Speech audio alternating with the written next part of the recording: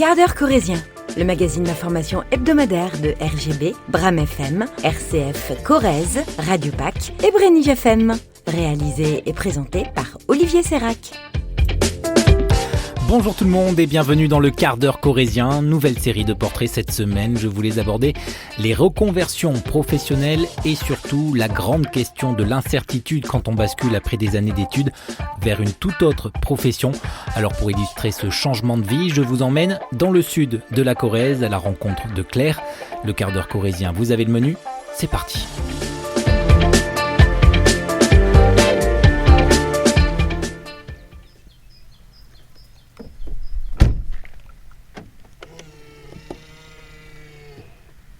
Nous voici donc à Messac, dans le quartier de Versailles. Et je vais donc me rapprocher de l'atelier de Claire Morel, un atelier de carcassier. Donc c'est ce que l'on va découvrir au cours de ces différents épisodes dans le quart d'heure corrézien. Comprendre un petit peu ce que c'est, mais surtout qui est cette personne, qui est donc une jeune femme de 42 ans.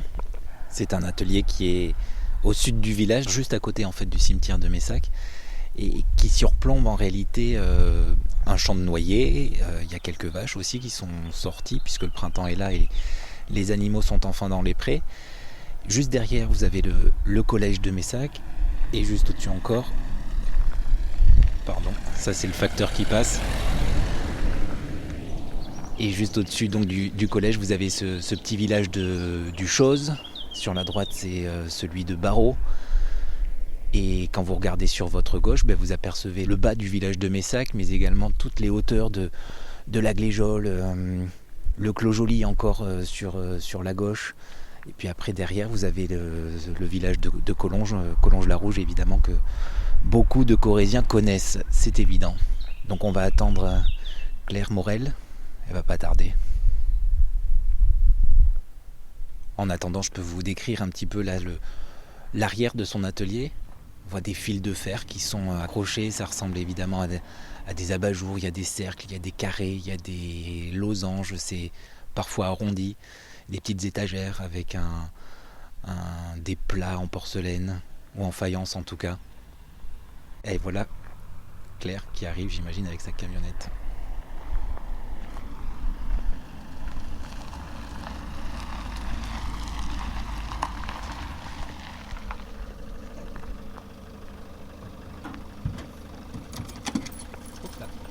Bonjour Claire. C'est déjà là.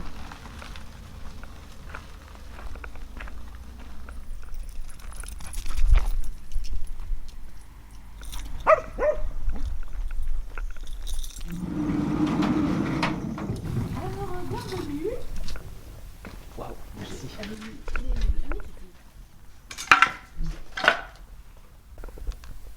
Claire, on est dans ton atelier. Oui. Jour de lune. Ouais, atelier Pourquoi jour de lune d'ailleurs? Ah ah. Jour de lune parce que le nom est arrivé avant l'atelier. Quelques années avant l'atelier même, c'était une époque où je rêvais beaucoup, où je me souvenais en tout cas de mes rêves. Et cette nuit-là, j'avais rêvé que je faisais une expo de peinture. Alors que je ne suis pas spécialement peintre dans la vie, mais je faisais une expo de peinture qui s'appelait Jour de lune. Et à mon réveil, je me suis dit, mais ce nom est génial. Et j'ai été charmée par ce cadeau qu'on m'a fait dans un rêve. Et j'ai décidé de déposer ce nom à l'INPI. Et quand l'atelier est arrivé dans ma vie quelques années plus tard, on m'a dit, mais comment tu vas l'appeler ton atelier? J'ai dit, je vais l'appeler Atelier Jour de Lune puisque le nom est déjà déposé. Donc c'est largement antérieur, c'était prémonitoire presque? Prémonitoire, je ne sais pas, mais oui, largement antérieur, plusieurs années avant. Parce qu'en fait, on va expliquer, prendre le temps de le faire, vous n'êtes pas artisane de métier de base en fait. Non, je ne suis pas artisane de base. Moi, j'ai fait des études, j'ai fait un institut d'études politiques à Lille. Et je me suis initialement orientée vers le monde de l'administration publique et le conseil aux collectivités territoriales dans un premier temps, et puis plus largement secteur public, ça pouvait inclure des établissements publics et également des organismes de protection sociale. Donc là, on s'éloigne légèrement du secteur public pour aller vers des organismes paritaires, mais voilà. Qu'est-ce qui vous a amené vers ce genre d'études et ces domaines-là ? Alors, je voulais... qu'est-ce qui m'a amené vers ces études-là ? Déjà, quand j'avais 7 ans, apparemment, je connaissais le nom des ministres. Et j'avais un goût pour ces choses-là. Donc, je m'intéressais à ça. Et puis, j'aimais l'idée de travailler pour un bien commun. Je me voyais pas trop aller vers le secteur privé, mais vraiment vers des choses plus universelles, on va dire. Service public. Service public. Être au service d'eux. Être au service d'eux, ouais. Je voulais servir d'une manière ou d'une autre, ouais. Et donc, ça vous emmène où tout ça ? Alors, il y a eu un petit shift d'ailleurs, parce que donc, je faisais mes études à l'Institut d'études politiques. On est jeune, on a 18, 20 ans, on se prend de passion pour des débats politiques, etc. On pense qu'on peut changer le monde. Et on l'espère. Et on l'espère, et oui, c'est un souhait qui est sincère. Et donc, c'est des environnements un peu grisants. J'ai eu l'occasion de faire un stage dans un cabinet ministériel. Et c'était au cabinet du Premier ministre. Et en fait, c'est en même temps au moment où je rentrais, j'avais passé une année d'études au Canada. Et où j'avais pu voir ce qui se passait un peu ailleurs. Et ce qui m'avait frappé au retour, c'était les ors des palais républicains. Quelque chose d'assez impressionnant et qui fait aussi la grandeur de notre pays. Et en même temps, une sorte de... Peut-être un manque de simplicité qui m'avait frappée quand j'étais au Canada et que j'avais beaucoup apprécié. Au retour, je fais ce stage au cabinet du Premier ministre. Et là, je suis un peu divisée parce qu'il y a une part de moi, probablement un peu mon ego, qui est grisé parce que il y a quelque chose vraiment d'assez fascinant et de grisant. Et une autre part de moi qui se dit, je sens que je suis... comme un lapin pris dans les phares, je n'ai pas fait grand-chose de ma vie, je suis un peu creuse, je suis toute jeune, quoi. Qu'est-ce que je viens faire là-dedans ? Qu'est-ce que je viens réellement offrir, en fait ? À part flatter mon ego, qu'est-ce que moi je viens offrir ? Et vous aviez un peu d'enthousiasme quand même. Oui, j'avais de l'enthousiasme, mais je comprenais qu'il y a un système... un peu de courtisan un peu dans ce milieu-là qu'on retrouve un peu partout, je me suis dit mince, j'ai aucune envie d'être prise là-dedans, et si je reste là-dedans, je suis pas sûre d'aimer la personne que je vais devenir. Et donc j'ai décidé de me retirer de cette voie-là. Quitter Matignon, c'était un stage, mais de toute façon, la durée était limitée. Mais en tout cas, de ne pas persévérer dans mon souhait de me faire une place dans ce monde-là. Et de servir la communauté avec une expertise. Et donc là, j'ai décidé de me consacrer, de m'orienter vers le conseil au secteur public, qui est un métier où on apprend auprès des agents. On est immergé dans les équipes, on visite une foule de collectivités territoriales, d'établissements publics, d'organismes publics, etc. Et on apprend énormément, c'est très formateur.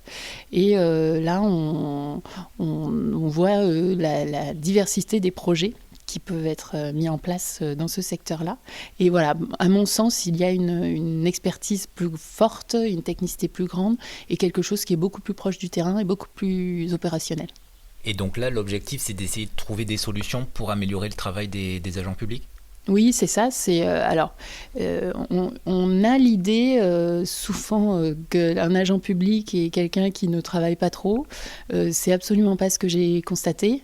Il y a des cadres qui sont fortement sollicités par la multiplicité des métiers que porte une collectivité territoriale. C'est On n'a pas d'entreprise qui porte une telle diversité de métiers. En tout cas, rares sont ces entreprises-là. Et donc, diversité des métiers, pris entre le devoir de délivrer un service public, une continuité de service public, etc., et une commande politique. Qui, elle, est soumise à des contraintes médiatiques. Voilà. Donc, c'est vraiment des gens, j'ai vu des cadres qui sont fortement sollicités, fortement impliqués. Et ces gens-là sont pris dans un quotidien qui peut être très présent et n'ont pas forcément toute la bande passante, comme on dit, pour mettre en place des projets d'évolution. Donc, ça veut dire quoi ? Ça veut dire que on est parfois pris dans le fonctionnement quotidien des services, et quand on veut mettre en place des nouvelles choses ou quand on veut prendre un peu de recul pour réorganiser des façons de faire, etc., le temps manque un peu. Les idées sont là, la matière grise, elle est là, mais le temps pour déployer ces choses-là et faire en sorte que les changements puissent se faire et puissent être déployés d'un point de vue organisationnel, ça, le temps, les ressources peuvent manquer. Et donc, c'est le principe des cabinets qui interviennent ponctuellement pour apporter une force de travail complémentaire pour faire en sorte que ces changements puissent se faire. En gros, c'est un petit peu le WD-40 qui est là pour dégripper les choses, quoi. Oui, lubrifiant. Ouais, c'est vrai. C'est une très belle image. C'est un peu ça, parce que c'est un métier où il y a énormément d'humains. Alors moi, c'est mon analyse personnelle après 20 ans d'exercice de ce métier-là, mais c'est vraiment l'importance des relations humaines qui prime et qui va faire qu'un projet va être réussi et va pouvoir devenir opérationnel. Et là, professionnellement, vous vous sentiez beaucoup mieux dans ce type de métier ? Alors oui, comme on dit souvent, c'est un métier impactant. On sent vraiment l'impact qu'on peut avoir. Ça, c'est une dimension qui est recherchée. Hein. Et donc oui, je me sentais mieux. Et pour autant, j'étais pas non plus complètement nourrie. Je sentais qu'il y avait quelque chose qui me manquait. Il y avait comme un chaînon manquant. Et donc ce chaînon, comment vous le trouvez ? Ce chaînon manquant, je le trouve, pas forcément dans ma vie professionnelle, mais dans ma vie personnelle. Là, je me tourne vers l'intériorité. Grâce à un chemin thérapeutique, psychanalyse, mais ce que je dis souvent, peu importe le nom qu'on lui donne, c'est le nom qu'on donne à une plongée à l'intérieur de soi, et il y a plein de noms qu'on peut donner à une plongée à l'intérieur de soi. Et là, en fait, on comprend que tout ce qui se passe à l'extérieur n'est que le reflet d'une somme de choses qui se passent dans notre fort intérieur. Notre plus profond. Ouais. Et j'ai trouvé le chaînon manquant. Et alors là, qu'est-ce qui se passe en fait ? Alors là, ce qui se passe, c'est que il y a une compréhension du monde qui change complètement. C'est-à-dire que c'est comme si je me suis dit à ce moment-là, mais en fait, depuis le début, on vit sur un hiatus, en fait. On passe une énergie folle à essayer de changer les choses à l'extérieur, sans se tourner une seule seconde, alors je caricature un peu, hein, mais sur notre intériorité. C'est... là, il y a... On a une tasse là qui dit, c'est une parole de Gandhi, soyez le changement que vous voulez voir dans le monde. Alors l'idée n'est pas de se dire je suis un être fondamentalement mauvais et il faut absolument que je devienne une autre personne, pas du tout. Mais c'est d'essayer de faire le lien entre l'extérieur et mon intérieur. Exemple, il y a une situation que je peux vivre qui provoque énormément d'émotions, ou j'en sais rien, je suis dans une interaction avec une autre personne qui a énormément d'émotions, l'interaction se passe très mal. Je peux soit subir cette interaction en disant « mais mon Dieu, le monde est horrible, les gens sont horribles », mais je peux aussi très bien choisir de vivre cette interaction en me disant « cette personne manifestement est en souffrance, je n'ai pas apporté cette souffrance, ça ne veut pas dire qu'il faut que j'accepte tout ça, mais je peux, moi, faire œuvre de conscience, pour élargir ma conscience lors de cet épisode-là, pour dire ok, alors cette personne est en souffrance, je n'ai pas apporté cette souffrance, je pose mes limites, mais je ne me sens pas non plus atteinte fondamentalement dans mon être profond parce que je suis consciente de ce qui se passe.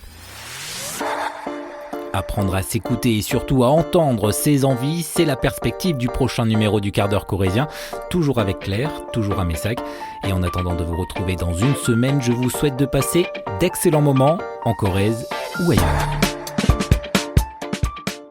Retrouvez le Quart d'heure corrézien en réécoute sur nos sites internet, mais aussi sur les plateformes d'écoute Spotify, Deezer et Apple Podcasts.